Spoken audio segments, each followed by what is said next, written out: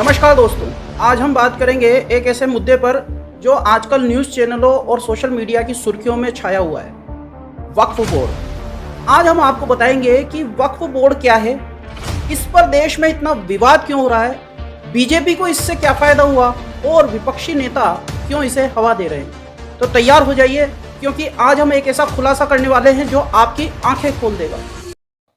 तो सबसे पहले समझते हैं कि आखिर ये वक्फ बोर्ड क्या है। दोस्तों, वक्फ एक इस्लामी परंपरा है जिसमें कोई मुसलमान अपनी संपत्ति जैसे कि जमीन, इमारत या पैसा धर्म, शिक्षा या समाज कल्याण के लिए दान करता है। यह संपत्ति अल्लाह के नाम पर होती है, जिसे बेचा या हस्तांतरित नहीं किया जा सकता। वक्फ का कॉन्सेप्ट भारत में मुगल काल से चला आ रहा है, लेकिन इसका आधुनिक रूप अंग्रेजों के समय पर 1913 में मुसलमान वक्फ वैलिडेटिंग एक्ट के साथ में शुरू हुआ। फिर 1954 में कांग्रेस की सरकार में वक्फ एक्ट बना और 1995 में इसे और मजबूत किया गया। 2013 में कांग्रेस सरकार ने इसमें और भी फेरबदल किए, जिससे वक्फ बोर्ड को और भी अधिकार मिले। आज देश में करीब 8 लाख वक्फ संपत्तियां हैं, जो 9 लाख एकड़ से ज्यादा जमीन पर फैली हुई है, यानी रक्षा मंत्रालय और रेलवे के बाद तीसरा सबसे बड़ा जमीन मालिक। लेकिन यहीं से शुरू होता है असली खेल।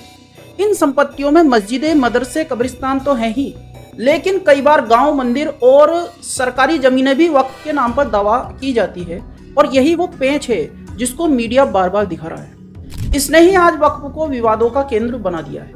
2024 में बीजेपी सरकार ने वक्फ संशोधन बिल लाया और यहीं से हंगामा शुरू हुआ। इस बिल में क्या है? पहला, वक्फ बोर्ड में गैर मुस्लिम सदस्यों को शामिल करने का प्रावधान। दूसरा, बिना दस्तावेज के लंबे समय से इस्तेमाल होने वाली संपत्तियों को वक्फ मानने की व्यवस्था खत्म करना। तीसरा, जमीन के मालिकाना हक का फैसला अब कलेक्टर करेगा, न कि वक्फ ट्रिब्यूनल। और चौथा, वक्फ संपत्तियों का रजिस्ट्रेशन और ऑडिट अनिवार्य करना। अब बीजेपी कहती है कि ये बदलाव पारदर्शिता और जवाबदेही के लिए है, लेकिन फेक अपोजिशन पार्टीज ने इसे मुस्लिम विरोधी करार दिया है।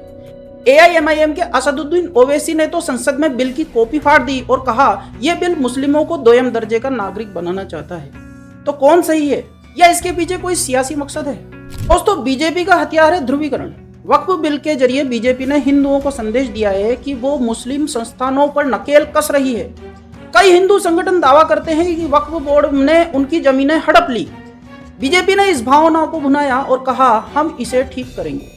वहीं दूसरी ओर फेक अपोजिशन यानी दिखावे के विपक्षी नेता, खासकर मुस्लिम नेता भी इसमें पीछे नहीं है। ओवैसी हो, ममता बनर्जी हो या कांग्रेस, ये सब इस मुद्दे को हिंदू मुस्लिम रंग देकर अपनी सियासत चमका रहे हैं। अब हम आपको बताते हैं कि इस मुद्दे को हवा क्यों दी जा रही है और क्यों मीडिया इस मुद्दे को इतना दिखा रहा है। दरअसल वक्फ बोर्ड का इस्लाम से कोई लेना देना नहीं है, ये तो सरकार का बनाया हुआ कानून है, और इसका जो अध्यक्ष बनता है वो सत्ताधारी पार्टी का आदमी होता है। तो जब वक्फ बोर्ड का चेयरमैन सरकार यानी प्रधानमंत्री नियुक्त करता है, तो ये समझना चाहिए कि बोर्ड जो भी कुछ करता है वो पीएम के इशारे पर होता है, और अभी सरकार में है बीजेपी।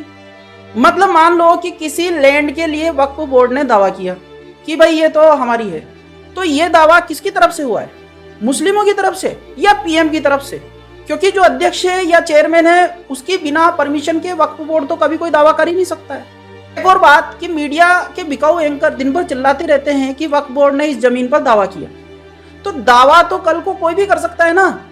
कल को मैं भी दावा कर देता हूं कि प्रधानमंत्री का बंगला आज से मेरा है, तो दावा करने से वो मेरा थोड़ी ना हो जाएगा। अगर मुझे उस बंगले को अधिकार करना है तो मेरे पास पुलिस तो है नहीं जो मैं उसको अधिकार कर लूंगा। तो वक्फ बोर्ड के पास भी पुलिस नहीं है, और पुलिस को आदेश देने की पावर तो सिर्फ मंत्रियों और जजों के पास ही होती है। तो ये दावे की बात को दिखा दिखा कर हिंदुओं को डराया जाता है, और सही इंफॉर्मेशन के अभाव में हिंदू जनता डरकर बीजेपी को सपोर्ट करना शुरू करती है। तो सत्ता और कंट्रोल्ड अपोजिशन पार्टी जैसे कि कांग्रेस, आप, ओवैसी जैसे लोग इस मुद्दे को हवा देकर भारत में हिंदू मुस्लिम तनाव को बढ़ाना चाहते हैं। क्यों? क्योंकि अगर आप और हम इस तमाशे में उलझ गए तो असली मुद्दों पर ध्यान कौन देगा? और असली मुद्दे क्या है? वो है देश के खनिजों की लूट। जी हाँ, मैं बात कर रहा हूँ देशी विदेशी धनिकों की, जो भारत के खनिजों को लूटने में अंधाधुंध तरीके से लगे हुए हैं। लेकिन हमारा ध्यान इन सब पर है ही नहीं, क्योंकि पेड मीडिया हमें हिंदू मुस्लिम की जंग में उलझाए रखता है। तो दोस्तों, वक्फ बोर्ड का ये तमाशा सिर्फ एक बहाना है। असली खेल है भारत में धर्म के आधार पर तनाव बढ़ाना और पीछे से भारत को लूटना। हिंदू हो या मुस्लिम, हम सब भारतीय हैं। हमारे असली दुश्मन वो हैं जो हमारे संसाधनों को लूट रहे हैं, हमारे जंगलों को काट रहे हैं, हमारे खनिजों को विदेशियों को सौंप रहे हैं। तो इन सब का समाधान क्या है? पहला ये कि भारतीय पेड मीडिया में विदेशी निवेश बंद किया जाए ताकि मीडिया हिंदू मुस्लिम तनाव को न बढ़ा सके। दूसरा कि इस्लाम में अपनी चीज को वक्फ करने का कॉन्सेप्ट है तो उसे इस्लाम और मुस्लिमों को रेगुलेट करना चाहिए और सरकार को कोई कानून जैसे कि वक्फ बोर्ड वगैरह रद्द कर देना चाहिए। इसके बाद मुस्लिम लोग एनजीओ यानी ट्रस्ट या सोसाइटी बनाकर अपने हिसाब से अपनी संपत्तियों की सार संभाल करें और उनके सेवा के कार्य करें। सरकार का इसमें दखल नहीं होना चाहिए और कोई भी ऐसा मामला बनता है या कोई झगड़ा वगैरह होता है तो फिर कोर्ट में जज के बजाय रेंडमली चयनित नागरिक समूह द्वारा कोर्ट में मामले को सुना जाए और उन्हीं के द्वारा फैसला दिया जाए। तो आज से प्रण लीजिए, नफरत फैलाने वालों का साथ नहीं देंगे, न बीजेपी, न विपक्ष, न पेड मीडिया। हमारा ध्यान असली मुद्दों पर होगा, क्योंकि अगर हमने आवाज नहीं उठाई तो ये सियासी भेड़िए हमें आपस में लड़ाकर देश को बेच डालेंगे। अगर आपको ये वीडियो पसंद आया है तो लाइक और शेयर और सब्सक्राइब जरूर करें। कमेंट में बताएं कि वक्फ बोर्ड पर मिली इस जानकारी के बारे में आपकी क्या राय है और हाँ, सच को फैलाने में हमारा साथ दीजिए। जय हिंद।